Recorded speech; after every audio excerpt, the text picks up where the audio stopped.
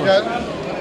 আমরা ইতিমধ্যে এখান থেকে বেরোচ্ছি যে আপনারা জানেন যে মাননীয় মুখ্যমন্ত্রী যেভাবে কাজ করে গেছেন, আমাদের বিগত সরকার যেভাবে কাজ করেছিল, এই কাজের ফসল আজ আমরা পেয়েছি এবং আমি কৃতজ্ঞতা প্রকাশ করছি আমার দলাইবাসীর কাছে, এই গণদেবতার কাছে ওই কারণেই যে আমার দল ভরসা রেখেছিল, আমার উপর ভরসা রেখেছিল, বিশ্বাস রেখেছিল, সেই সাথে সাথে আমার দল ভরসা রেখেছিল সমগ্র দলাইবাসীর উপর।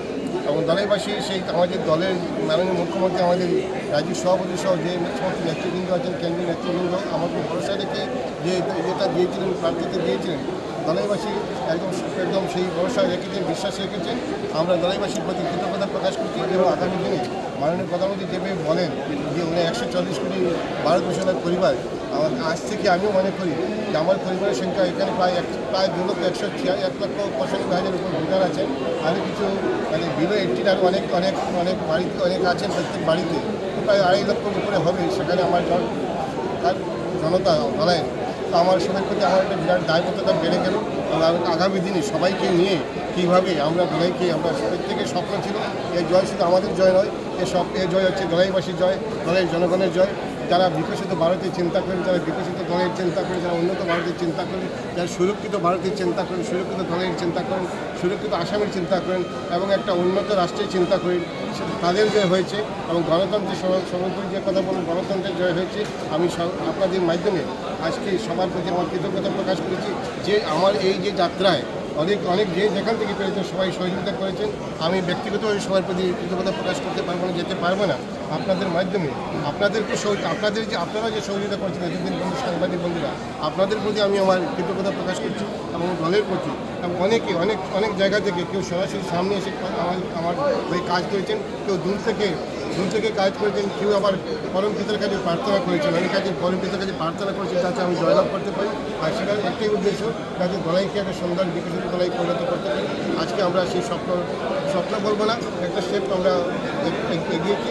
স্বপ্ন সেদিন পূরণ হবে যেদিন আমরা দলাইকে বিকশিত দলাই এবং ভারতবর্ষকে একটা উন্নত রাষ্ট্রের পরিণত করতে পারি। সবাইকে অনেক নমস্কার, শুভেচ্ছা, ধন্যবাদ। আচ্ছা, আমরা দেখেছি উপনির্বাচনে দলীয় প্রার্থী সামান্য ভোটের ব্যবধানে জয়ী হয়েছেন এবং এবার প্রায় 45,000, এত ব্যবধান কেন? আপনারা দেখেছেন দলের জনগণ একটা কথা বলছিলেন যে এখানকার যারা আছেন সবাই মিলে আমরা কাজ করবো এবং বলেছিলেন সোজা কথা যেটা বলেছিলেন যে ভূমিপুত্র চাই, সেই কথাটা বলেছিলেন সেখানকার জনগণ। এবং ভূমিপুত্র হয়তো এইটাই একটা কাজ হতে পারে। জনগণ যেটা চেয়েছেন, জনগণের মন মতো হয়তো প্রার্থী হয়েছে, জনগণের এবং দলও সেভাবে কাজ করেছে।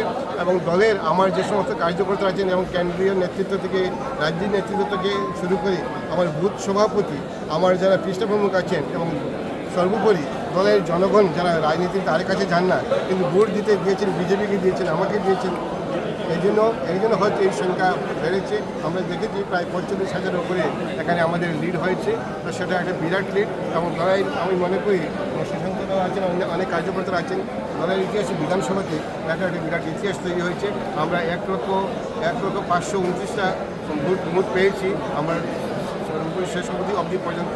আবারও সেই একটি কথাই বলবো, দলাইবাসীকে, সেই গণদেবতাকে আমি কৃতজ্ঞতা প্রকাশ করব এবং দলের প্রতি আমার কৃতজ্ঞতা প্রকাশ করছি। এবং দায়িত্বের যেটা বলছি, দায়িত্ব বেড়ে গেল, অনেক দায়িত্ব বেড়ে গেছে।